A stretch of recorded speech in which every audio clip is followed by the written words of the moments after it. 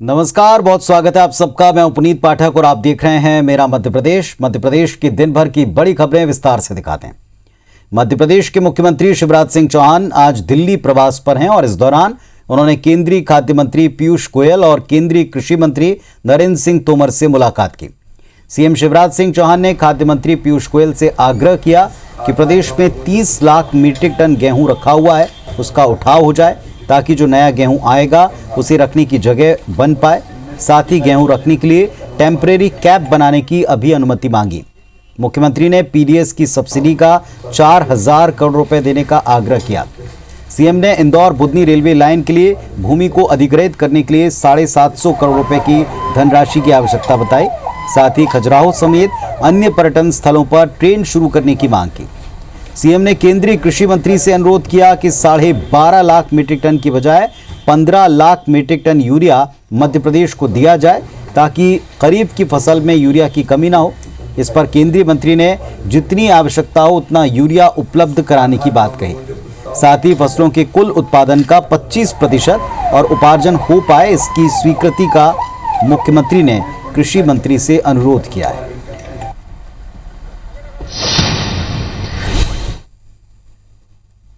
तो इसी जो हमारा उत्पादन हुआ है उसका 25% उपार्जन हो जाए, उसकी स्वीकृति हो जाए, इसका आग्रह मैंने माननीय मंत्री जी से किया है। खजुराहो और मध्य प्रदेश के कुछ और अन्य स्थान है जहां कई ट्रेन चलती थी, लेकिन कोविड-19 के कारण उनका परिचालन रुक गया था। अब स्थिति सामान्य हो रही है और पर्यटक बड़ी संख्या में आ रहे हैं, इसलिए वो ट्रेनें फिर से चालू हो जाए, ये आग्रह भी मैंने उनसे किया है। केंद्रीय स्वास्थ्य मंत्री डॉक्टर हर्षवर्धन ने आज भोपाल एम्स का निरीक्षण किया। इस दौरान कैंसर सेंटर में जल्द शुरू होने वाली ब्रेकी थेरेपी मशीन और नए ऑडिटोरियम का उद्घाटन किया। उन्होंने कोरोना महामारी के दौरान काम करने वाले मेडिकल स्टाफ की तारीफ की। कहा कि आज हमारे देश में दुनिया के कई देशों की तुलना में काफी बेहतर स्वास्थ्य व्यवस्थाएं हैं। वहीं फिर से बढ़ते कोरोना संक्रमण के लिए उन्होंने लोगों की लापरवाही को जिम्मेदार बताया। डॉक्टर हर्षवर्धन के एम्स दौरे के बीच में बीजेपी कार्यकर्ताओं और अस्पताल के सुरक्षा कर्मियों के बीच झड़प हो गई। दरअसल बीजेपी के कुछ कार्यकर्ता केंद्रीय स्वास्थ्य मंत्री से मिलने गए थे। कार्यकर्ताओं ने एम्स परिसर में बिना अनुमति के एक हेल्प डेस्क बना लिया था। इस पर सुरक्षा कर्मियों ने आपत्ति जताई और डेस्क को हटाने की बात कही। इसी बात पर सुरक्षा कर्मियों और कार्यकर्ताओं में बहस हो गई। कार्यकर्ताओं ने सुरक्षा कर्मियों पर आरोप लगाया कि हेल्प डेस्क पर लगी पीएम मोदी की तस्वीर को हटाने के लिए सुरक्षा कर्मी ने उस पर लात मारी। बाद में मंत्री विश्वास सारंग ने बीच बचाव किया, मामले को रफा दफा किया।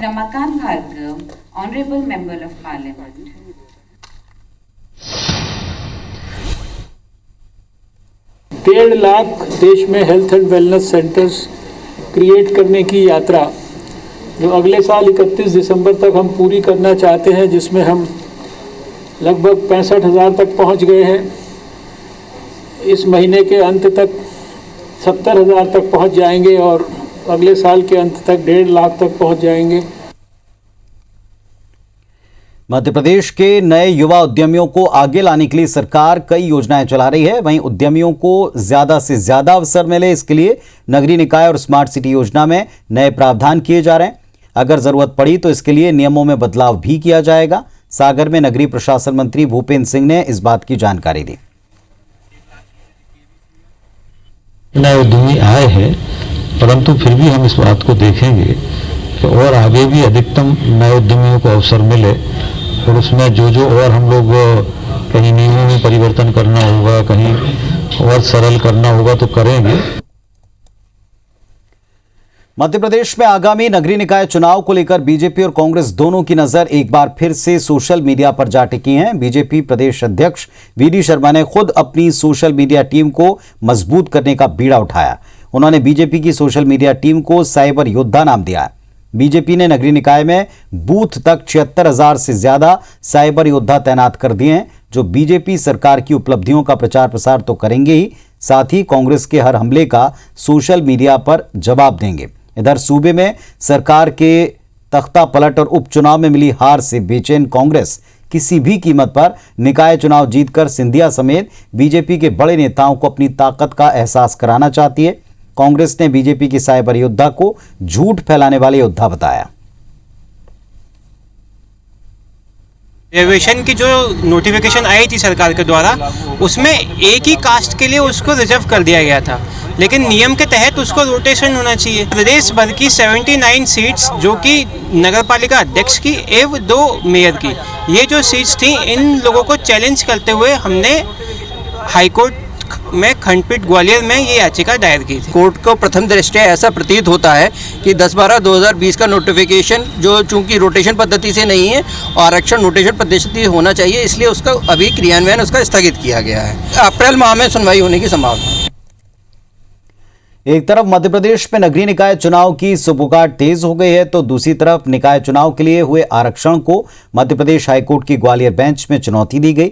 लंबी बहस के बाद कोर्ट ने शासन और याचिकाकर्ता के तर्क सुनने के बाद निकाय चुनाव आरक्षण पर रोक लगा दी। दरअसल याचिका में 10 दिसंबर 2020 के नोटिफिकेशन को यह कहते हुए चुनौती दी गई कि अध्यक्ष पद के आरक्षण में रोटेशन पद्धति का पालन नहीं किया गया। याचिका में नगर पालिका और नगर परिषद के अध्यक्ष पद के लिए हुए आरक्षण को निरस्त करने की मांग की गई। फिलहाल डबल बेंच ने निकाय चुनाव आरक्षण पर रोक लगा दी है। अब इस याचिका पर सरकार को अपना पक्ष रखना है। साथ ही इस याचिका पर अगली सुनवाई अप्रैल में होगी। रिजर्वेशन की जो नोटिफिकेशन आई थी सरकार के द्वारा, उसमें एक ही कास्ट के लिए उसको रिजर्व कर दिया गया था, लेकिन नियम के तहत उसको रोटेशन होना चाहिए। प्रदेश भर की 79 सीट्स जो कि नगर पालिका अध्यक्ष की एवं 2 मेयर की, ये जो सीट्स थी, इन लोगों को चैलेंज करते हुए हमने हाईकोर्ट में खंडपीठ ग्वालियर में ये याचिका दायर की थी। कोर्ट को प्रथम दृष्टया ऐसा प्रतीत होता है कि 10/12/2020 का नोटिफिकेशन जो चूंकि रोटेशन पद्धति से नहीं है, आरक्षण रोटेशन पद्धति से होना चाहिए, इसलिए उसका अभी क्रियान्वयन उसका स्थगित किया गया है। अप्रैल माह में सुनवाई होने की संभावना है। ग्वालियर में बीजेपी के पूर्व सांसद अनूप मिश्रा ने विरोध प्रदर्शन किया। ठेले वालों के समर्थन में सड़क पर उतरे और नगर निगम की कार्रवाई का विरोध किया। दरअसल शहर के कंपू तिराहे पर हाट ठेले वालों को हटाया जा रहा था। खबर लगती है अनूप मिश्रा उनके बीच पहुंच गए और सड़क के ऊपर कुर्सी डालकर बैठ गए। जैसे अधिकारियों को इसकी सूचना मिली तो बीजेपी नेता को मनाने पहुंचे, लेकिन अनूप मिश्रा ने साफ कर दिया कि जब तक ठेले वालों को विस्थापित नहीं किया जाता वो इसका विरोध करते रहेंगे। उन्होंने कहा कि गरीब की रोटी छीनने का काम होगा तो बार बार सड़क पर उतरेंगे। बेचारे हमारे ठेले वाले भाई जो हैं उनके साथ चाहे जो अन्याय कर देता है।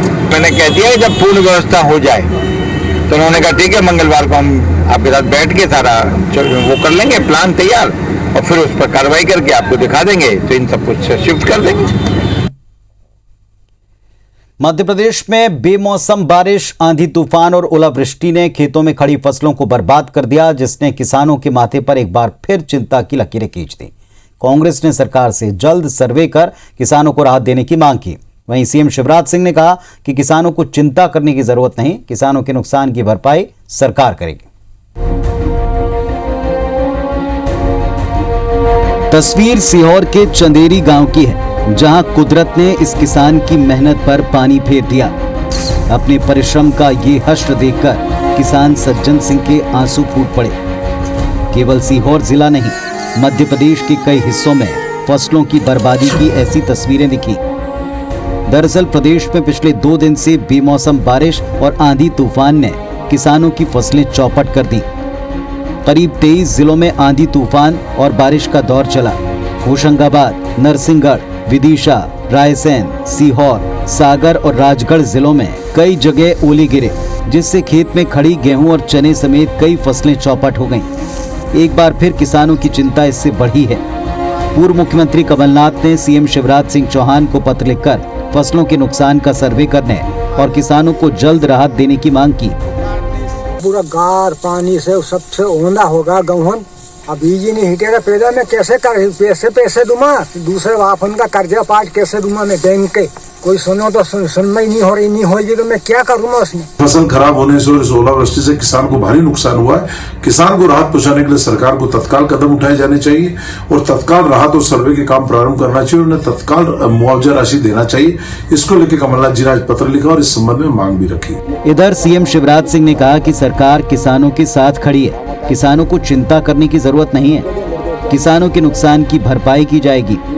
इधर खुद राजस्व मंत्री गोविंद सिंह राजपूत ने सागर जिले के राहतगढ़ में खेतों में पहुंचकर नुकसान का जायजा लिया और अफसरों को सर्वे के निर्देश दिए।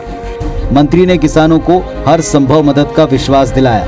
गेहूं पे ओले पड़े हैं तो गेहूं पूरा का पूरा खराब हो गया है, कहीं कहीं आड़ा हो गया है, कहीं कहीं गेहूं खड़ा है लेकिन फलियां खत्म हो चुकी हैं। तो जितना नुकसान है वो सर्वे होगा तत्काल और नुकसान की जो भी भरपाई होगी वो करवाने की पूरी हम कोशिश करेंगे। मैं अपने किसान भाइयों को ये कहना चाहता हूं कि बिल्कुल चिंता ना करें। मामाकाई के लिए सब जगह निर्देश जारी कर दिए गए हैं। उनको राहत की राशि का वितरण होगा, जहां नुकसान होगा वहां। हर बार की तरह किसानों को विपक्ष की सहानुभूति और सरकार से मदद का आश्वासन तो मिल गया है, लेकिन किसानों को नुकसान की भरपाई के तौर पर राहत राशि कब और कितनी मिलती है, ये देखने वाली बात होगी। विवेक पटैया, IBC 24, भोपाल। चलिए अब देखते हैं बिग न्यूज। बड़वानी जिले के पानसेमल नगर परिषद के बीजेपी के 9 पार्षदों ने पार्टी से इस्तीफा दे दिया। पार्षदों का कहना है कि ना उनके वार्ड में कोई काम होता है, ना उन्हें सम्मान से परिषद में बुलाया जाता है। कोई भी कार्यक्रम हो, नगर परिषद अध्यक्ष के प्रतिनिधि बीजेपी नेता लोकेश शुक्ला और नगर परिषद CMO ही सारे कार्यक्रम फाइनल कर लेते हैं। मध्य प्रदेश के गृह मंत्री डॉक्टर नरोत्तम मिश्रा 2 दिवसीय पश्चिम बंगाल दौरे पर अंडाल एयरपोर्ट पहुंचे। कार्यकर्ताओं ने मिश्रा का स्वागत किया। डॉक्टर मिश्रा 18 मार्च को होने वाले प्रधानमंत्री की रैली की व्यवस्थाओं का जायजा लेंगे।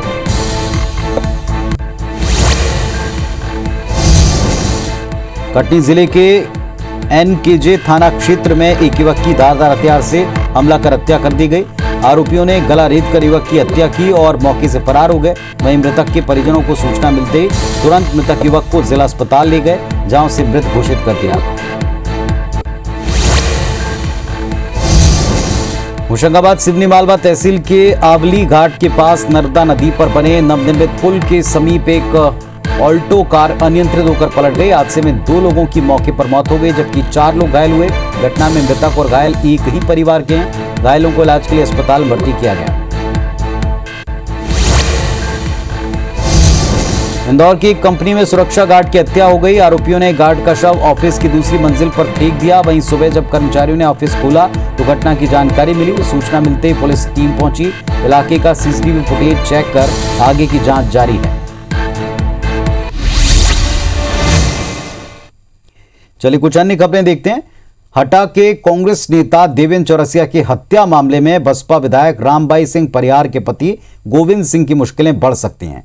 ये मामला सुप्रीम कोर्ट तक जा पहुंचा है। शुक्रवार को सुनवाई में सुप्रीम कोर्ट ने आरोपी गोविंद सिंह की गिरफ्तारी न होने पर मध्य प्रदेश सरकार को जमकर फटकारा।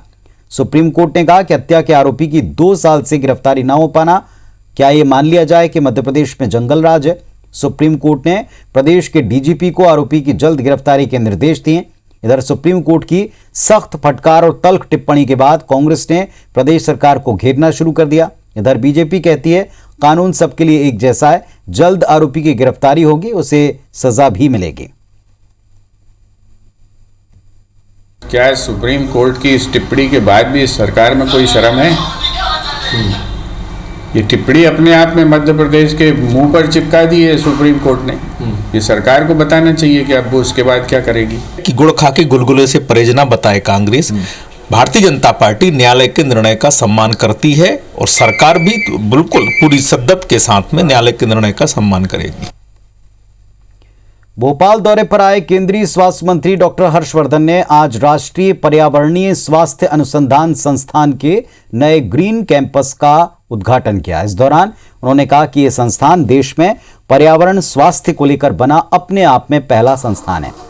उम्मीद करते हैं कि संस्थान अपने नाम, सुंदरता और गरिमा के मुताबिक अपने स्तर को ऐसे बनाएगा कि इसके सामने अंतर्राष्ट्रीय स्तर के संस्थान भी बौने नजर आए।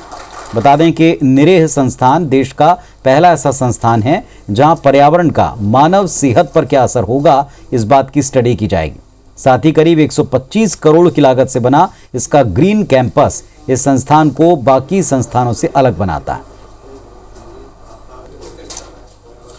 मध्य प्रदेश की राजधानी भोपाल में भारत सरकार के स्वास्थ्य मंत्रालय के अंतर्गत आने वाले ICMR के द्वारा national institute for research in environmental health एक बहुत ही प्रतिष्ठित संस्थान के प्रतिष्ठित ग्रीन कैंपस का उद्घाटन करने का सौभाग्य मिला है। ये देश में और दुनिया में एक प्रतिष्ठित ऊंचा स्थान प्राप्त करेगा।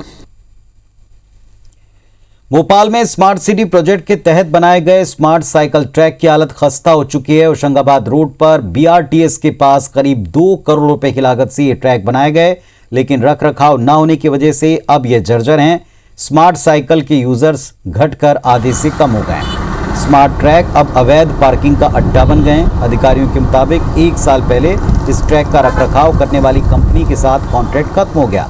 कोरोना की वजह से नए टेंडर भी नहीं निकाले जा सके। वहीं शिकायतकर्ता का कहना है नगर निगम और स्मार्ट सिटी कंपनी की मिलीभगत के चलते ट्रैक की ये दुर्दशा हुई। स्मार्ट ट्रैक बनाने वाली कंपनी का दावा था ये ट्रैक 10 साल तक नहीं खराब होंगे, लेकिन निर्माण में धांधली और मिलीभगत की वजह से इसकी स्थिति बद से बदतर हो गई। साइकिल ट्रैक जो है वो जनता के लिए करोड़ों रुपए खर्च करके तो बनाया ही गया था। उस साइकिल ट्रैक पर आज सबसे ज़्यादा जो है वो जो कारों के शोरूम है उनकी पार्किंग बनी हुई है, ढाबों की पार्किंग बनी हुई है। जनता को साइकिल ट्रैक की जो सुविधा थी वो नाम मात्र की मिली है, जनता उसका किसी भी तरह का उपयोग नहीं कर पा रही। साइकिल ट्रैक जो हमारा था उसमें संधारण का ऑपरेशनल मेंटेनेंस का ही क्लॉज उसमें था, परंतु पिछले साल वो ओवर हो गया था और कोविड के कारण हम नया वेंडर नहीं लेके आ पाए थे। पहले के जो साइकिल ट्रैक्स थे उनका ऑपरेशन एंड मेंटेनेंस चालू हो जाएगा और जो नए ट्रैक्स हमने बनाए हैं वो हमारे क्लॉज में ही ऐसा है कि 3 साल तक जिस आदमी ने उसको बनाया उसी को उसको मेंटेन करना है। भिंड जिले के अमायन थाना क्षेत्र में 4 मार्च को देर रात रेत उत्खनन कंपनी पावर मैक के कर्मचारियों ने एक युवक की गोली मारकर हत्या कर दी थी। अब पूर्व मंत्री राकेश सिंह चतुर्वेदी ने जन संघर्ष मंच के माध्यम से जिले के प्रबुद्ध जीवियों को एकत्रित कर रेत उत्खनन में लगी कंपनी के खिलाफ आवाज बुलंद करने और मृतक को न्याय दिलाने की बात कही। उन्होंने आवाज उठाते हुए कंपनी के डायरेक्टर्स के खिलाफ मामला दर्ज किए जाने की मांग की। कहा कि जो कंपनी उत्खनन में लगी है उसे अवैध उत्खनन और परिवहन रोकने का अधिकार है। अगर कोई अनियमित तरीके से रेत का अवैध उत्खनन या परिवहन करते मिलता है तो उसके खिलाफ मामला दर्ज किया जाना चाहिए, लेकिन किसी की हत्या करना जघन्य अपराध है। किसी भी कंपनी के डायरेक्टर की सहमति के बिना कोई कर्मचारी किसी पर बंदूक नहीं चला सकता।